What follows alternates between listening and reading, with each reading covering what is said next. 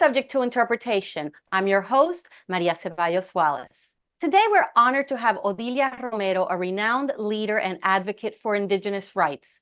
As a co-founder and executive director of Comunidades Indígenas en Liderazgo, also known as Cielo by its initials, Odilia has dedicated over 2 decades to supporting Indigenous migrant communities, to promoting language access, and challenging stereotypes with her impactful work. She has been featured in major media outlets like the Los Angeles Times, the New York Times, and an Emmy Award-winning series with Diego Luna. Odilia, thank you so much for joining us today. Thank you. It's a pleasure to be here, Maria. Odilia, could you share a little bit about your early life in Zoogocho, Oaxaca, what is now Mexico, and how it influenced your journey into Indigenous advocacy? Well, when I was born in San Bartolome, Zoogocho, up in the highlands in Oaxaca. Up until the age of 10, I did not know there other languages existed. Well, Spanish a little bit because they were imposing, like forcing Spanish on us in the bilingual schools back in the days. But at that time, like everything was in Zapotec. My life was in Zapotec, living is a Zapotec tradition, from the food, the language, the music, the people, the traditions, everything. My world was in Zapotec, in San Bartolome, Zoogocho. And not until I come to LA, I noticed that there's a diversity of languages, people, and racism, of course. So at what age did you come to the United States? I'm a survivor of family separation. My parents came here 3 or 4 years earlier. We don't talk about it because it's very painful. So I don't remember exactly how long I was left home. But they sent for me at the age of 10. After finding out that I was being sexually abused, they sent for me through an aunt who spoke my language when she picked me up. And at that time, the person that helped me cross the border also spoke my language. So I also was a minor that came without anybody that I knew. My aunt, I knew she was my aunt, but I didn't know her. And of course, the person that brought me over, I did not know her. But the one difference of Odilia's experience 43 years ago and today is that they spoke my language. So I guess I've done it all. Family separation, community separation, also family reunification, crossing the border without knowing the person that's crossing me. But the big difference was that they spoke my language.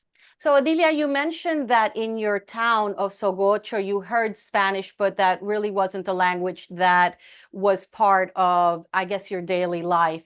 And you also mentioned that when you traveled to the United States, the link, the most important link that kind of allowed you to mediate all of these other changes was the fact that you had somebody speaking to you in your language, and you were at the very least able to understand that person. Can you talk to me about how that has impacted you in terms of your advocacy efforts for language access? Well, the advocacy efforts come from my very own experience, right? At one point, when I was living in Zoogocho, they were trying to impose the Spanish language to all of us kids. And all of us who refused to speak it, which was most of us, we will get punished by standing in a wall or by the wall or being hit with a ruler or being called a burra for not wanting to learn Spanish, right? So this is what I define as language violence, because there is violence there by them hitting you, by making an example of you being on the wall and being called a burro. And there was a lot of resistance on speaking Spanish at that time when I was a child. We were embarrassed to even learn a word or two, right? But that changes with migration. That changes with the displacement. Once my parents come and sent for me, my aunt speaks the language. Of course, I'm comfortable. I don't know her, but she speaks my language. Once I get to Tijuana, the person that crosses me speaks my language. And I think that is key. And at that time, I didn't realize like your rights are linked to your language. At that time, I didn't know I have rights. But as I grew older and I talk about this, I'm like, wait, all these kids at the border currently in the few past years, they don't have a right because nobody could speak their language. You know, their rights are being violated left and right because they don't speak the language. So for me, as I got older, that's when it became very clear to me that having access to an interpreter is a fundamental human right. Without having an access to an interpreter is a violation of your human rights. But also I begin to like, why are people seeing it as a service? It's not a service, it's a right. You know, so I began to have these conversations with my team, with the Cielo team, and they're like, wait, we have to change this narrative of calling it a service. We need to, because the more I talk to people about my experience, the more things come up like, wait, what would have happened to me if the person that crossed the if the person that helped me cross the border wouldn't have spoken my language, if it was all in Spanish? Would I have known to ask for food? Would I have known to ask to go to the bathroom? Would I have known to ask, where are we going? Who are these people? I don't know my parents.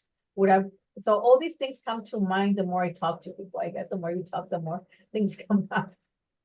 Now, before speaking with you, I had never really considered the concept of language violence.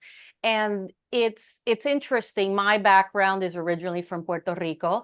And so therefore, we also have a very, I guess, interesting relationship with colonialism and bilingualism and all of that.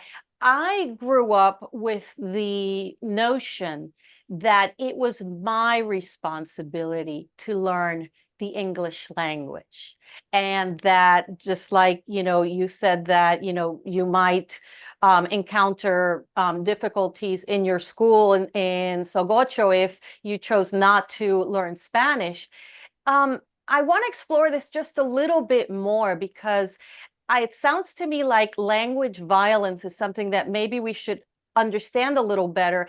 And also, it may be something that is overt, as in how you shared, but there may be some other types of expressions of language violence that are not as overt, that we don't realize are actually language violence. Could you talk a little bit on that? Well, when you say you come from Puerto Rico, I mean, if anything, you should be speaking Taino, right? Or one of Absolutely. the indigenous languages, but we always think like the imposition of the colonial languages on us across the Americas and across the globe, I see as violence, because with that you concede your land rights. If we go back to the Tainos, when the colonizer arrived, they didn't give them a written agreement on their language.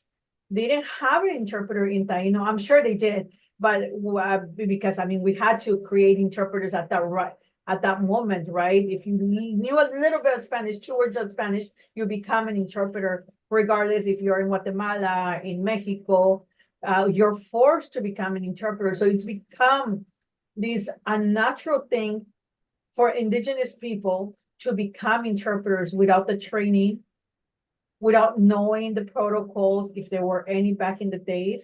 But we see that 500 years ago with the Malinche, and I'm sure there's a Taino interpreter in the history that probably we don't know about, that had to become that interpreter between the Spanish and the Taino people, right? And that was a violent imposition. You know, when your lands are being taken away, when your communities are dying of these new illnesses, there's no interpreter. And if there were, they had very limited knowledge of the Spanish language, but also of the Spanish tradition and the Spanish violence. I mean, they didn't come with flowers for sure. So I think we have to really think about 500 years ago, 530 plus years ago, how this language violence came to us, and it continues over and over. I'm going to tell you a story that after doing this work of doing cultural awareness training with different institutions, a young man was found dead in a school. last Monday. Tell me why the school, knowing that they have the largest indigenous population in their school, does not show up with an interpreter to tell them that we found your kid dead in the swimming pool. That is To this awful. day, they have not got any interpreter in their language to know what happened to their child. Imagine how frustrating, how upsetting, and powerless you feel when you've lost a child, you don't know what happened, you don't know why he was found dead in the swimming pool, and nobody's able to help you. And then you see it in the news media, a Guatemalan kid was found, and the parents only speak dialecto. I mean, that's another level of violence, like calling it a dialecto, right?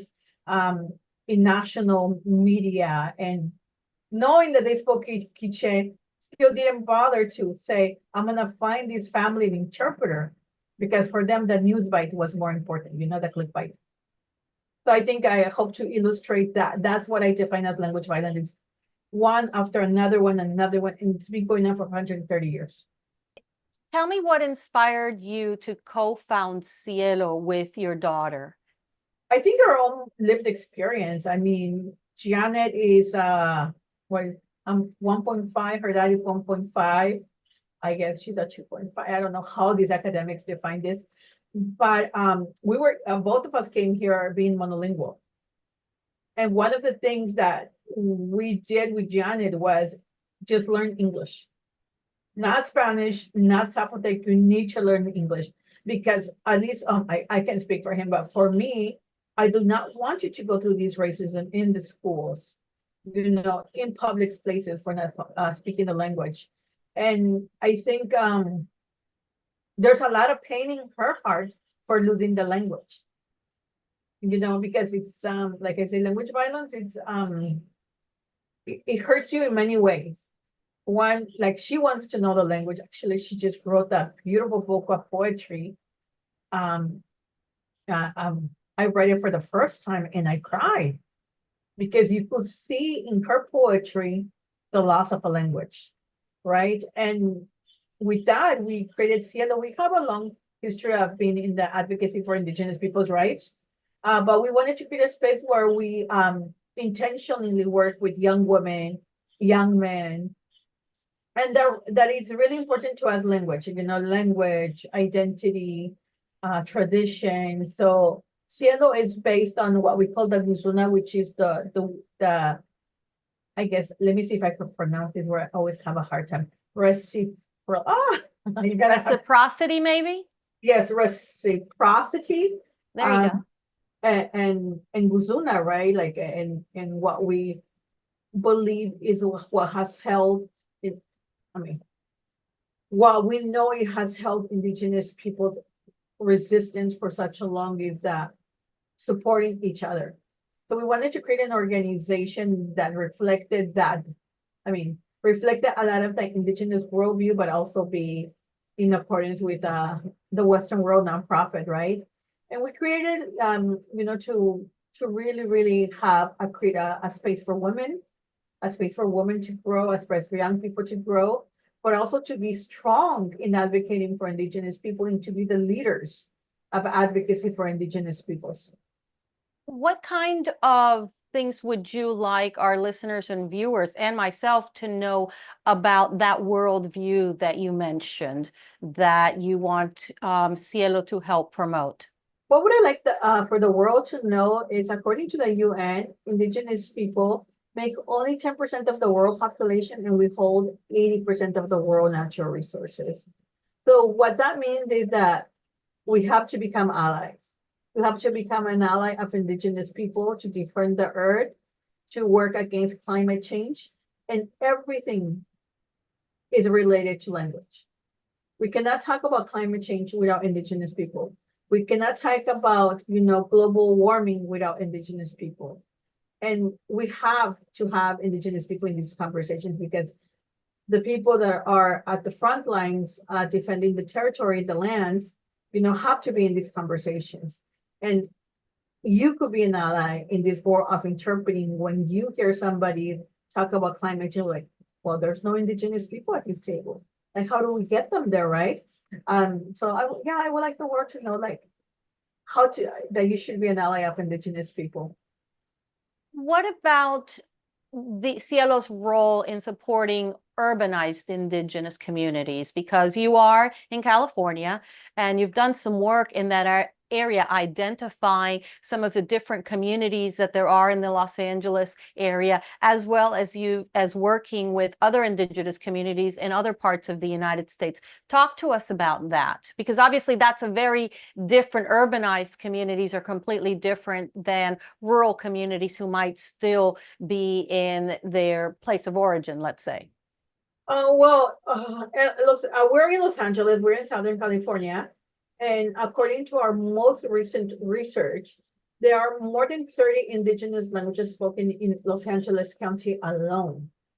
And one of the things that Cielo has done is, for example, during the pandemic, we distributed $3.4 million in cash solidarity for Indigenous people, $80,000 in gift cards for them to go to the market and, to buy groceries at that time. But we're also working in 24 states across the U.S., educating people about the root cause of Indigenous people. We also have our community affairs department, and through that we serve the communities with through our community affairs department. We serve Indigenous people by providing food boxes, medical exams, but also COVID vaccines. So we do a little bit of everything, but our main focus has to be with the narrative change, visibility campaign, and language justice or access or language rights. But what we're really talking about is these language, it's not just access, it's the rights. And you mentioned language justice. So I'd like to see if you could give me your definition of what language justice means to you, because it's a term that not a lot of people have heard. Language justice is a term that I struggle a lot with, because when it comes to Indigenous people, we're not included in that process, right? We're not thought about from let's say, when, the code of ethics were written, we weren't thought about, how we weren't at the table when these definitions were created. So we kind of, again, have to accept what's being created and put us into that box. So that's challenging for me as a Zapotec woman. And that's why we created this other term for us as Indigenous people, that it's a right. It's a right to have an interpreter, right? Because if we don't call things by the name, and yes, we support our colleagues that are fighting for language justice, but we need to add one more layer to us to really call it by its name and what's happening within the movement and Indigenous people that are not being included, that were not included when decisions were made. So let's talk then about the interpreter conference that you have. I think it's a yearly event, and a little bit also about your efforts to modify the code of ethics to be more equitable to Indigenous communities. We have an annual National Indigenous Interpreters Conference, because, we're like, okay, the compañeros en español, they have their conferences. We're not part of it. And we've heard people talk about us that are not Indigenous, doing workshops on how to work with Indigenous people. But we weren't there. We're not there. So we need to create our own space where, Spanish and English interpreters have the advantage of having two interpreters in a hearing, right? We don't. It's one interpreter many times. There's no one to talk about with the terms, like, how would you say this, or how would you say the other word? Or what do you do in these situations like Spanish and English interpreters do? So we created our own space. So we're really excited about it. We get about 100 people from the US, and we have a 3-day workshop. And we bring different experts to talk about.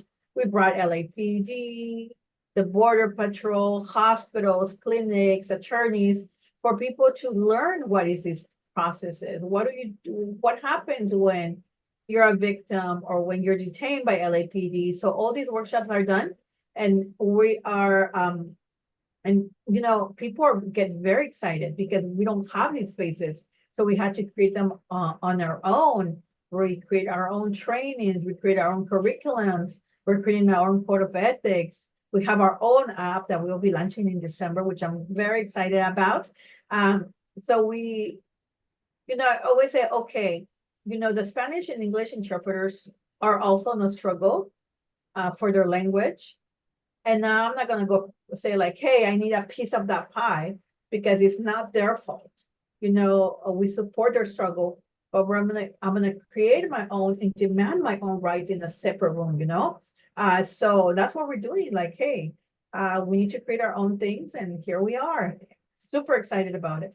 So Odilia, you just mentioned an app. Is this app something that allies will be able to access that might be a resource for us in supporting the Indigenous communities? The app will be for allies should know that it exists. So in case they run into somebody in a clinic, they could request an interpreter in Quiche, in Zapotec, and Mixteco. So this is mainly for institutions and the Spanish English interpreters. Like, hey, there's an app. Cielo is an organization that has this app that we could probably get an interpreter right now at this moment. So I'm really excited about the app because it will be we already have contracts with different institutions, so now they'll be able to request an interpreter, on demand, so which we're really excited about. And we hope, for the Spanish and English interpreters to also help us promote it. That way we are an ally to Indigenous people looking for, looking to be acknowledged in these spaces and also to get services in their languages. And what about the code of ethics? You mentioned that the code of ethics that has been developed and used across the board in different disciplines of interpreting don't necessarily take into account some of the specific cultural needs of Indigenous people. Can you talk about this and where you are in terms of perhaps creating a version that is more equitable? Well, the code of ethics was created without in the presence of Indigenous people, and our opinions weren't asked. But also when it was taught in a very different way, to the point that for me, it has become a tool of oppression instead of a tool of liberation, for Indigenous people. Because when we're taught is like, you interpret word for word, you don't talk to your paisanos ever again.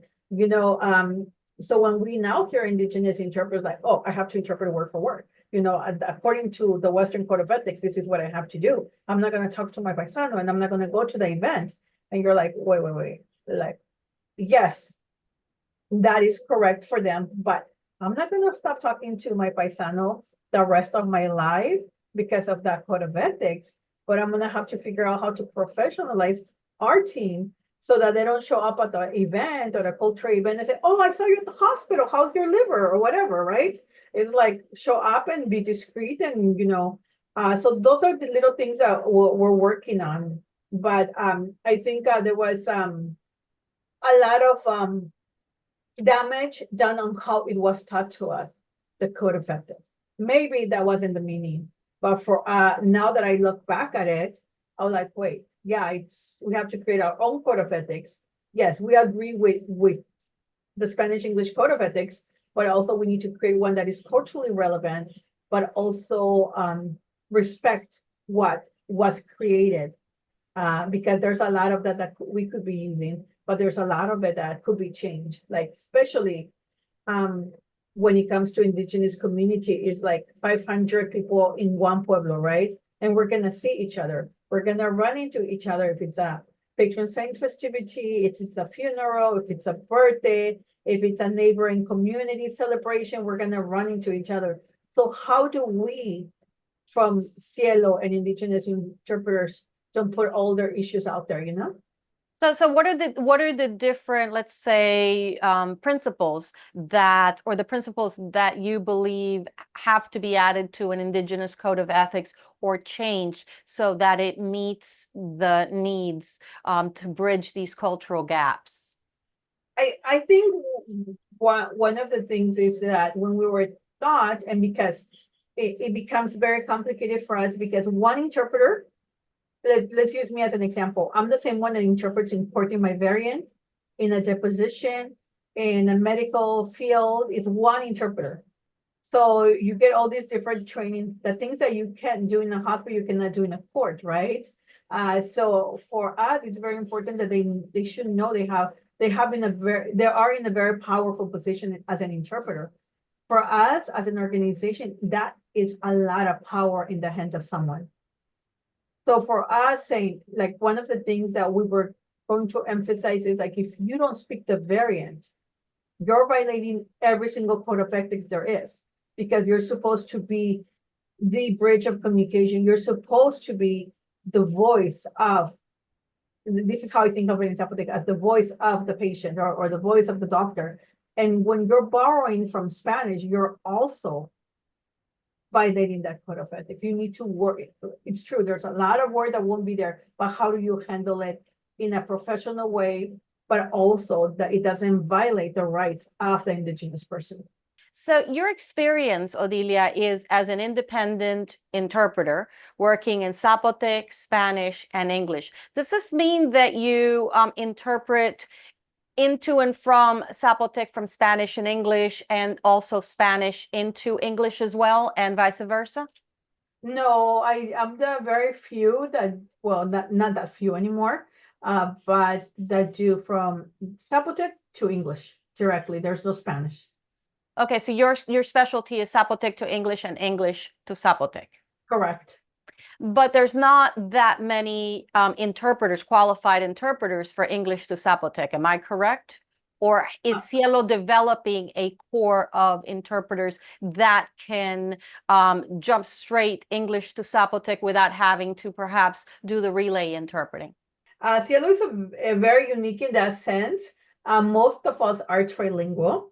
Only two are bilingual that have to do relay from Quiche to Spanish, and the rest of us are directly from an indigenous language to English.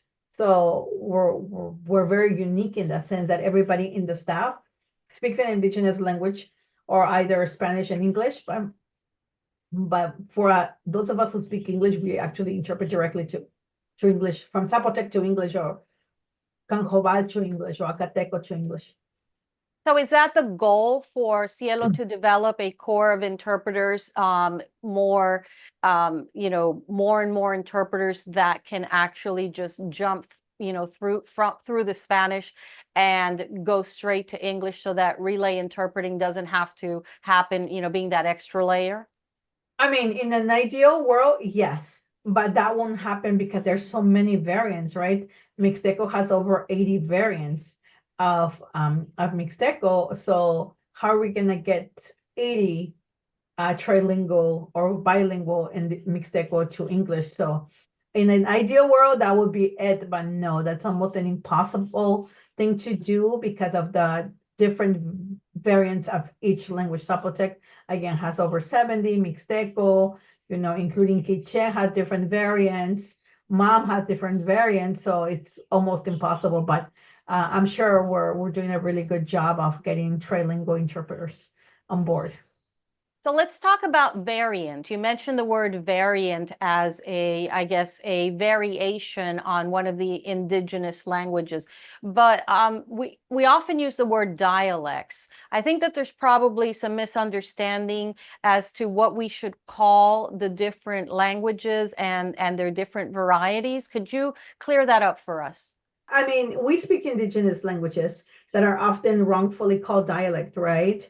So also our work at Cielo is to make sure to change the narrative on how to name the languages. They are languages. It was very upsetting for me to see some news anchor use dialect because that's a derogatory way of calling indigenous languages. However, there is an issue. For example, if you ask my mother, I show up at a hospital and say, do you speak in indigenous languages? She's going to say no. But if I ask her, ¿habla usted un dialecto? Do you speak a dialect? She's going to say yes, because this has been imposed on us for 500 years to the point, like if you're in the emergency room and you're going in with your fancy Spanish and say, señora, ¿habla usted un dialecto o una lengua indígena? They're gonna say, no hablo I don't speak an indigenous language, but I do speak a dialecto. So when we're at a conference, in a podcast, we should use language. If you're in the emergency room and you're the Spanish English interpreter, hey, you need an interpreter right there, and then ask, ¿habla usted un dialecto? Most likely they're gonna say yes. ¿De qué pueblo es? O de San Domingo Albarradas o de San Bartolomé Quialana. You know, you have two tools to call your diversity department. They speak an indigenous language that is a Zapotec from Santo Domingo Albarradas. Done, right? And that's how you become an ally. So to make sure that this is clear, not only do we want to identify the language that the person speaks, but the variants are identified according to the location from which the person originates? Yes, it's very important to ask what pueblo are they from. You know, if they're Mexicans, you ask for pueblos. You know, if they're Guatemalans, you ask for aldea. From what aldea are you from? It makes a difference. So it's important if you're a Spanish English interpreter and you're asking them, first thing is what pueblo, if they're Mexicans. So a pueblo is a town, right? Town. And an aldea, in my mind, is more of a village. Is there a difference, or should there be? Hey, that's a good question. I have in Oaxaca or Guatemalan relatives, but they call it aldea, you know? So I'm from this other country, and you know, we ask pueblos, ¿de qué pueblo es? So if they say, well, San Bartolomé, well, San Bartolomé, the colonizer did a really great job naming each town, each pueblo with a saint. So San Bartolomé Albarradas, San Bartolomé Quialana, San Bartolomé Zoogocho. So it would always be a saint and an indigenous name. So those are clues that you all could use to support indigenous people. As a pueblo, make sure it has a saint and it has an indigenous name. Zoogocho, you know, Santa Maria Albarrada, Santa Maria Xochixtepec, Santa Maria Yalina, you know, all of them have a santo and an indigenous name. So that's. And that is the same across the board for indigenous communities in Mexico and in Guatemala. Well, that's for Mexicans. Also, you know, in Guatemala, I've heard Santa Cruz del Quiché, you know, San Antonio Sija. I mean, we had saints all over the place. So tell us a little bit more about the people who gravitate to working with Cielo. It's people from all walks of life, from the police department to schools to hospitals. It's less, the hospitals are less, but it's mostly law enforcement, a lot of schools, courts, and that's what the institutions that we provide interpretation to across the U.S. You mentioned that you work with organizations in 24 states. Tell us about those. Well, we work with institutions. These are courts, hospitals, social workers across these 24 states.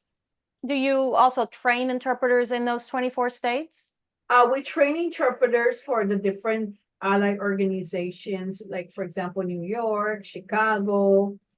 We supported one of the indigenous organizations in Washington, D.C. to start off the interpreters program. And we invite them all during our conference for all these indigenous organizations to come to learn, but also to connect with other interpreters during our conference. And I also know that there's a colleague that we both know. His name is Danny Cerna, right? And he is currently the cultural services manager and in Logansport Memorial Hospital in Indiana. Now, Danny is one of our recent De La Mora Institute of Interpretation graduates from the Train the Trainer program. But you and he have worked together in Los Angeles, and he's a very big ally in indigenous communities, especially with regards to training interpreters. Yes, Danny and I go way back. I met him at a hospital where I was interpreting, and we immediately became friends, and he became a great ally of indigenous people. You know, it was very interesting to know Danny, because he would be like, wait, how come they're not getting interpreters? let me talk to the diversity department. Let me go here. Let me do this. How do we train more people? So he immediately became an ally. He's done some trainings with us, but he moved away so far. And we miss him because he was a great advocate, and the work that he's doing now in Indiana, I think, is so important. And that's a kind of friends and allies that we need as Indigenous people. As more and more people are migrating to the South, to the Midwest, we need a lot of Dannies out there that will train the interpreters, that will partner with Indigenous organizations to train the interpreters, to walk them through the process of what it is to interpret in the hospital, what to prepare for, how to mentally prepare for a hospital interpretation, right? Because it's very different. Now, Danny mentioned an experience that he had, which I believe you may have been a part of, which is an event where there was training being done with numerous Indigenous interpreters, and a lot of time was spent coming up with one word that would be the equivalent of, let's say, for example, stomach in an Indigenous language. Why is this so different or what kinds of things do we need to understand about Indigenous languages that that we may just not even consider, that maybe there's just not just one word, or that maybe there's different ways of expressing the same types of things? Well, we have to first understand it's two different worlds. Western world sees things in a way, says things in a certain way, views the world very differently from what we do. For example, we could spend a whole day talking about cholesterol. Cholesterol in Spanish is colesterol, in English is cholesterol. You just interpret it. And I think, and that's why one of the code of ethics, we're going back to the code of ethics. Yeah, in Spanish, as you say, cholesterol, not a big deal. Our code of ethics is you don't paraphrase. Well, they really don't want to paraphrase, but how do I even think of cholesterol? What is cholesterol? What does it do to my body? What have I done to get cholesterol? So I have to think about all this to be able to think of a word. So we could spend, the Guatemalans could say, well, for us, it's fat. The Mexicans could say, oh, for me, is oil. And maybe another group say, well, it's lard. Well, all of them could be right, Is the illness caused by excess of oil, fat, lard in your blood? But this is, we've talked about this word way too many times that it's now I've come to say it this way, right? But if I choose another word, for example, we had a conversation about mercado. Well, market, mercado. But for us, the word mercado is raboya. Is it the face of the market? Is it the soul of the market? Is it the heart of the market? Because and that is because we're really talking about a something that is an organism that is very important culturally, at the heart, at the center of the community. Is that why we have to understand that we may be talking about different aspects of the market rather than just something that's transactional? Exactly. So how do you put that into Western concept? Well, we met at the mercado, we met at the market, but it wouldn't make sense for me to say we met at the face of the market, or we met in the soul, at the heart of the market. It doesn't make any sense to you all, right? So the interpreter has to be we met at the market. But then that means that there's some things that that if it were the reverse into Zapotec, that there would be some nuances that would be part of the interpretation that would be completely lost into the English language, right? It would. It gets, a lot of words get lost, and this is the importance of training, right? We're going to talk about, well, in what context do I say the face of the market, the heart of the market? How do I use it? Did we just run into each other at the market? Did we have a conversation in the market? This is why we spend so many hours with one word with Danny. And we're spending 1, 2, 3 hours in one word. Like what's the best way to say it? Because, for example, one word that causes a lot of problem is dowry, right? It's a very challenging. When do I use it? How do I use it? For example, those of us with limited Spanish, it's very easy to say, voy a vender a mi hija, I'm gonna sell my daughter. And we've had this incident that it became a world news in Greenfield, right? As opposed to say, I'm asking for a dowry for my daughter.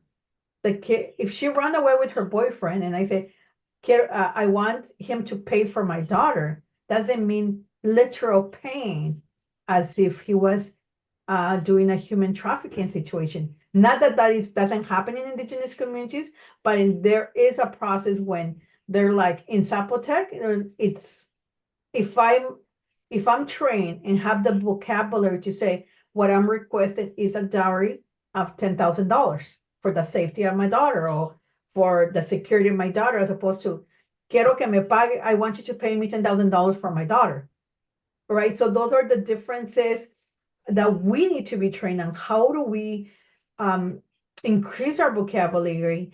We have to read a lot to know, like a lot of cultures have a dowry system. We do, but it's not a sell. And again, just to clarify, that doesn't mean that it doesn't happen, but the interpreters have played a big role in not knowing the proper vocabulary that had led people in jail, right? So this is so important to train. So what kind of training would you do, Odilia? What kind of training would you do or encourage trainers to do to kind of be able to, I guess, include this kind of consideration with regards to, I guess, cultural brokering? Would that be a way of calling it, perhaps? Well, I don't know if it's a cultural broken. I think it's also, we have to remember that only 1% of indigenous people in Mexico have access to higher education. So a lot of us that are out here interpreting have very limited education. So we need trainings. How do you use dowry instead of sell? How do you use, cholesterol as having, instead of borrowing from Spanish to or English and just say cholesterol and say it's an illness caused by excessive fat. When do you use lugia or abuela? How do you use it? I mean, we have to train, and I think for people that do train, you have to work with indigenous organizations, be it indigenous people from Latin America, from Africa. I mean, these are two different world. What we live here in the U.S., the culture of the U.S. culture is very different from what we have as indigenous people of the world. And the U.S. has a large population of indigenous people from all over the world that we don't talk about, and we need to work. If you're going to be an ally and you're going to be doing training, you have to be a Danny and work with the organizations directly and learn from their organization and listen to the community and say, maybe we create a word, because we created like a list of vocabularies with Danny, like it could be said, going back to cholesterol, because it could be said it's the illness caused by excess of fat, of lard, and oil. All those three could be used, So those are the things that you need to do, work with indigenous organizations and indigenous-led organizations, and really be proactive in learning, listening, and support by developing, how do I say this? Support organization and indigenous interpreters, but also if you're the Spanish English interpreter and you're seeing a lot of Spanish, you're hearing a lot of Spanish borrow, be an ally. Hey, colleague, is there a word in, I don't know, let's use cancer right now. No, there isn't. Okay, let me explain to you what a cancer is. Can you interpret that? Yes, they could interpret that, and if they tell you, oh, no, there's no word with cholesterol, that is true. There's no word. There's no direct translation from cholesterol to an indigenous languages. So, well, it's this. Can you say that in your language? Oh, yeah, I could say that. It's fat in the blood. Okay, I got it. So that's how you become an ally. And what's important, what you're just saying, because a lot of the times when we do trainings, students come in and say, oh, how do you say this in that language? How do you say that in that language? And one of the things that we try to instill in students, especially new interpreters, is that you don't, it doesn't matter what it is in that other language. What does matter more is that you understand what is being said in that original language. If you can understand what is being said in that language, then you will find the words in the target language, in whether it's in indigenous language or vice versa, to express that, which, something we like to call a functional equivalent. It doesn't have to be word for word. We're actually interpreting meaning, units of meaning, and that may require a bit of explanation or a bit of a broadening of the words that are being used in order to actually get that meaning across. Is that something that you guys then also teach? Yes, because again, like the code of ethics, somehow, somewhere down the line, it was taught us you need to interpret word per word. Well, in indigenous world, you cannot interpret word per word. My son was saying the other day to his dad, teach me how to say a bad word. And he's like, whatever he said. And what does that mean? Oh, that means that, the god of the underworld just pooped you. But that's not a bad word. And he's like, no. And he's like, Mom, how, if I were so mad at somebody and I just want to call them names, how do I say in your Zapotec? I say, you have the face of a vulture. He's like, that's not a bad word. And I go, for us, it's the worst that you could call a person, being the face of a vulture or looking like a vulture is like never talking to you again, or coming out of the underworld god. That's like the worst that we could do to you as an indigenous kid. He's like, oh, you guys are like so lame that it's not even offensive. And I'm like, no, because indigenous worldview is very different. It's not what Mexicans will use this profanity and say certain words like them. I'm not gonna repeat it here, but we don't have that. The words that we could tell you, if I called you like, hey, Biani, you have the vulture's face, or you look like a vulture, is like, you should never talk to me again. That's like the end of a relationship for the rest of our lives. It's the highest offense. And he was like, oh, okay. Well, it reminds me of sometimes listening and reading literature, in Spanish or even in English, where from 15th, 16th, 17th century, and where insults used to actually be similar in that sense. It used to not just be one word. It actually used to be characteristics that affected the character of the person, where rather than just one ugly word. It used to be something that would perhaps affect the honor of the person when we looked at things a little differently than we do today. Moving on to a really important subject. So you mentioned, Cielo, that people will be able to use your app to locate interpreters of the indigenous languages. So essentially, does Cielo also have a component as an agency? We don't call ourselves an agency because we're a human rights organization. Our experience with agencies had been very awful, right? Where they're recruiting people in MacArthur Park, where they know there's an indigenous population. They're not in, some of the flyers say no interpretation needed. Some of them even go to the point of speaking disparagingly about indigenous organizations. So we're not that. We're a human rights organization that promotes that is trying to change the narrative so that access to interpretation becomes a fundamental human right. Train the interpreters, because for us, a word makes a difference.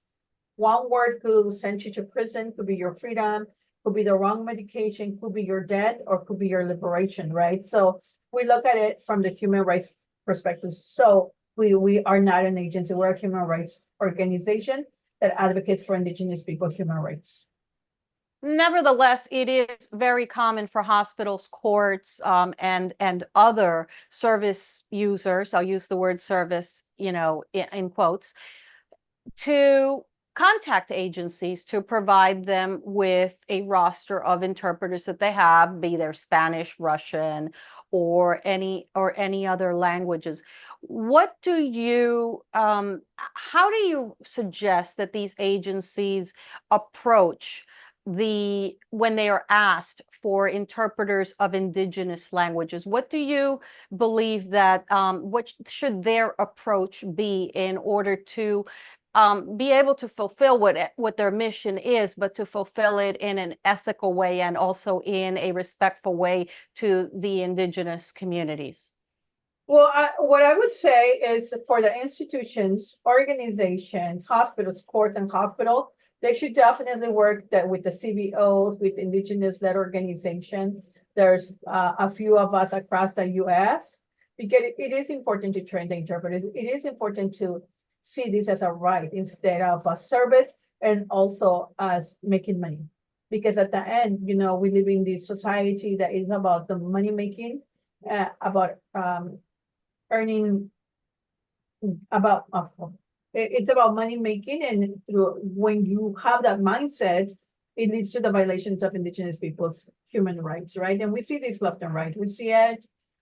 I get texts all the time. Odilia, can you interpret in Zapotec? I'm gonna pay you $25 an hour. Or hey, Odilia, like I need a mije. Can you interpret? No, I can't interpret for a mije, right? So they don't ask me about, I just got a very interesting email. They're like, we would like to recruit you. We will certify you to work for us. And I was like, how are they gonna certify me? Our languages are not certified. But anyways, they had approached me. I guess their staff change it every so often. At one point, all of us at Cielo took their certification test, and we know we did not pass. We all then debriefed, and they sent us a letter saying, you passed, you're amazing, we're gonna hire you. I'm like, no, because I didn't pass the test, so thank you. I was just playing around. So that being said, is like, these agencies are not gonna see our best interest. So it's best that you all work with Indigenous-led organizations. How does Cielo then, with the training that you do and with the workshops, then ensure that the persons that you use as interpreters have the linguistic capability to interpret into both of these languages? What tools do you use to verify their language competency? Because we work with other Indigenous linguists. So that's something that I know that they're not doing out there. We work with linguists and say, hey, like, can you ask, is this person interpreting accordingly? But when you work, so I think the idea that they're going to Indigenous organizations is great, but they have to make sure that there are Indigenous linguists out there. There are sociologists, there are doctors that you could reach out to say, is this person interpreting properly, culturally, so it's a lot of work. It's just not contacting an organization, because if you contact my dad, he's gonna agree to a lot of stuff. So before we go, what kinds of recommendations would you give someone like me to become more of an ally and to be able to be more aware of the needs of Indigenous communities and thereby Indigenous language rights? You could definitely be an ally. One, come and teach a class for interpreters. Two, when you're in a hospital, in a court, and you're seeing, a person that is not making sense in their Spanish, ask them if they speak an Indigenous language. And if they do, make sure you let your diversity know, your interpreting department know that this person is not fully understanding, and you're not gonna continue, because if you continue, it's violating your own code of ethics and by speaking louder, slower, the message is still not gonna get across. What are Cielo's upcoming projects and goals that you are most excited about? I think everything about Cielo excites me. We still have the billboard campaign. We have an exhibit coming up that I can't talk about it yet, but stay tuned. We're having an amazing exhibit coming up very soon here in LA. So if you're in LA in November, you'll find out and swing by or go visit our webpage and you'll know about it. Odilia, so the website for Cielo is? www.mycielo.org. And that would be mycielo.org, correct? Odilia, thank you so much for speaking with us about this subject. I hope you'll come back to Subject to Interpretation in the future and share some of the new projects that Cielo has in the works, and that we can continue to learn more about Indigenous communities and Indigenous language rights. Thank you for having me, Maria. Hasta la próxima. And to our viewers, thank you so much for joining us here on Subject to Interpretation. Stay tuned for new episodes coming up in the next couple of weeks. And we hope that you have found this episode as impactful as we have. For more updates, including new courses and events, be sure to join us at delamorainstitute.com. And in addition to that, we want to announce that we have our annual business retreat on December 7th. So visit us at delamorainstitute.com to find out more about that. As we like to say here on Subject to Interpretation, thanks for joining us and never stop learning.